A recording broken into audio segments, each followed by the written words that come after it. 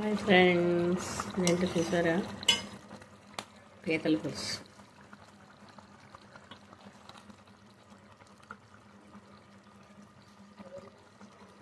ఎలా చేశానంటే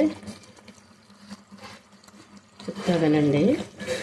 ఇవన్నీ ముందు తీసుకొచ్చి శుభ్రం చేసాం. వాళ్ళు శుభ్రం చేసి ఇచ్చేసారు. మనం ఇంటికి తెచ్చినాక 2 సార్లు కడిగేసి తర్వాత ఫ్రిడ్జ్ ఉప్పు కారం అన్నీ కలిపేసి ఫ్రిడ్జ్లో పెట్టాను. రాత్రి పెట్టిన తర్వాత ఇందులో కొన్ని రొయ్యలు ఉంటే రొయ్యలు కూడా కలిపాను. ఓకే, ఉల్లిపాయ ముక్కలు కోసి 4 ఉల్లిపాయలు, చిన్న ఉల్లిపాయలు 4 ఉల్లిపాయ ముక్కలు కోసి వేయించి అల్లం వెల్లుల్లిపాయ పేస్ట్ వేసి వేయించేసి అందులో ఇంకా ఇవి వేసాను అన్నమాట.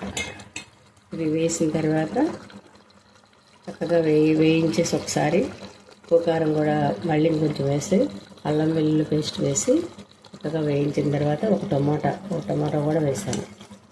ఒక టమాటా వేసాను. ఓకే, సరిపడా ఉప్పు కారం మనం వేసుకోవటమే. ఓకే, ఏం లేదు, సింపుల్గా వండుకోవచ్చు మనం.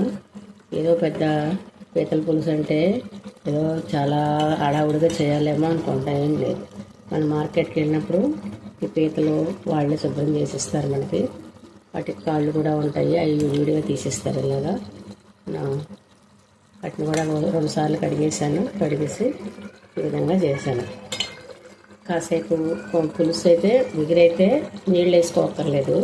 ఇది పులుసు కాబట్టి నేను కొంచెం పులుసు పిండి తర్వాత కొంచెం ఏం చేశాను, ధనియాల పొడి కూడా కొంచెం వేసాను. ఇప్పుడే కొంచెం వేసాను. మసాలా పొడి వేసుకోక్కర్లేదు. నాకు కావాల్సిన టేస్ట్ కావాలనుకుంటే మసాలా పొడి కూడా ఎవరన్నా వేసుకోవచ్చు. నేనైతే వేయలేదు, అది ఆప్షనల్. ఇప్పుడు చివరికి కొత్తిమీర వేసాను. కొత్తిమీర వేసి ఇంకా కొంచెం ఏం చేశాను అంటే రుచి కోసం, చిక్కదనం కోసం, ఇది కూడా ఆప్షనల్లే. మనం జీడిపప్పు ఉంటుంది కదా, జీడిపప్పు పొడి లైట్గా వేయించుకొని పౌడర్లా చేసుకొని ఆ పౌడర్ వేసుకుంటాం అన్నమాట. ఇది జీడిపప్పు పొడి ఇలా చేసుకున్నాను నేను పౌడరు. ఇది కొంచెం అందులో వేసానన్నమాట. కొంచెం అందులో వేసి ఇలా జల్లేసి మనం కలిపేసుకుంటే మనకు కావాల్సినంత, మనకు నచ్చిన విధంగా వేసుకుంటే చక్కగా అందంగా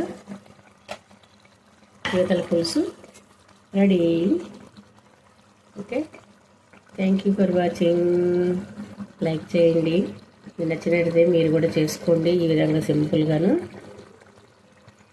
షేర్ చేయండి. Thank you for watching.